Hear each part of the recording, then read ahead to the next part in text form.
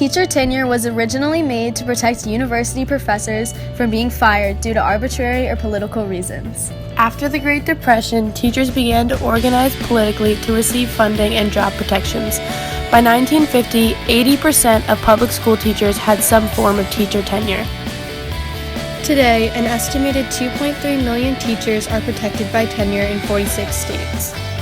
Teacher tenure may seem like an effective way to protect teachers from discrimination and other employer abuses, but let's take a closer look at how it is becoming a federal issue. According to the Organization for Economic Cooperation and Development, the United States has slipped to 14th place in education quality. We used to be ranked 5th in the world. If this trend continues, the U.S. will soon not be able to compete with other nations and will lose its global dominance. There are many teachers that may not have a concrete offense to be fired, but they can continue to be ineffective in the classroom. It has been found that these inefficient teachers reduce the future earnings of the class by dramatically lowering the college chances and employment opportunities of their students. So how do we change teacher tenure to better benefit the students of America? Arne Duncan was the U.S. Secretary of Education from 2009 to early 2016. In the following clip, he comments on the issues and possible reformation ideas for teacher tenure. No, again, I'll be very, very clear that I will always support due process rights. That's critically important. I will always support the right to tenure. We just want that to be a meaningful bar. I think there in California, I think some folks are getting tenure after 18 months, and this should be something that's earned by demonstrating effectiveness. And we think across the country, folks can come together. They can either litigate this for the next 10 years all over the nation, or we can come together to think about how we absolutely support teachers and how we help make sure that students are supported as well. And those interests should absolutely be linked. And we think there's a common sense way to do that, and we hope folks will come together to work on that together. We also interviewed public school teacher Carrie Render. We asked her about her own personal experiences with tenure and her stance on the issue.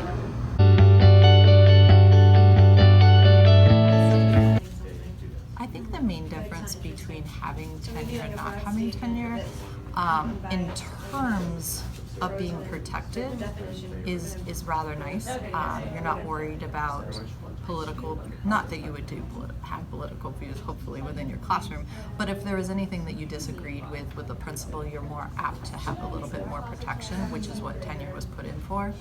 However, having worked in the private school system for 10 years prior to Dominion, we didn't have tenure, and your contract was year to year, which made you work a little bit harder and always feel that you had to meet each point of excellent mode.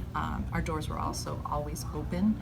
We were evaluated at least once a week, and it was continual evaluation that allowed us to grow professionally.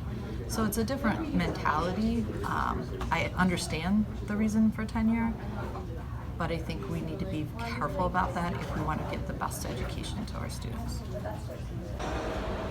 We also asked an administrator at our school for his perspective on teacher tenure. John Signorelli is an assistant principal at Dominion High School.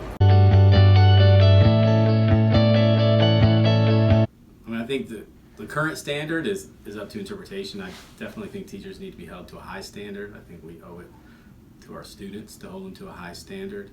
And what's important for us as administrators to make sure that we're doing, one, is to hire highly qualified teachers, but also to support teachers when they get here. And what I mean by support is consistently provide them feedback on their practice and provide them with an environment where they can discuss their practice and their planning with their colleagues to help them improve.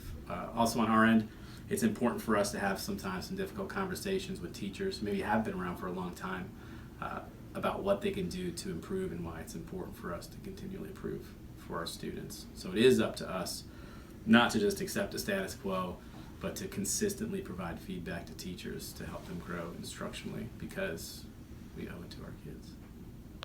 So it's evident that teachers need to be held to a higher standard. The economist Eric Henushek conducted research on the economic value of higher teacher quality and found that by replacing the bottom 5 to 8% of teachers with average teachers could move the U.S. near top of international math and science rankings. Removing the bottom percent of teachers would also increase the students' chances of higher future earnings with a present value of $100 trillion. By raising the bar to qualify for teacher tenure, These bottom 5 to 8% of teachers could be more easily removed based solely on their inefficiency in the classroom.